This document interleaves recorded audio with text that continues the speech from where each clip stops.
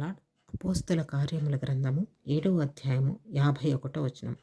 ముష్కరులారా, హృదయములను చెవులను దేవుని వాక్యమునకు లోపరచనొల్లని వారలారా, మీ పితరుల వలె మీరును ఎల్లప్పుడూ పరిశుద్ధాత్మను ఎదిరించుచున్నారు.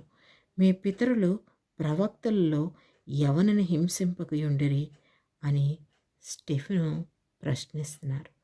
దేవుడు ఈ రోజున మిమ్మల్ని నన్నే కూడా ఇదే ప్రశ్నిస్తున్నారు. మన హృదయములు, మన చెవులు, మన ఆలోచనలు అన్నీ మనం దేవుని చెప్పినట్టుగా నడుచుకునేటట్లు ఉన్నాయా? దేవుడు చెప్పిన మార్గంలో మనం నడుస్తున్నామా? నడవాలి. ఎందుకంటే రాకడ అతి సమీపంగా ఉంది. తీర్పు అతి సమీపముగా ఉంది. మనం పరిశుద్ధులుగా ఎంచబడాలి అంటే, పరలోక రాజ్య వారసులముగా చేర్చబడాలి అంటే దేవుని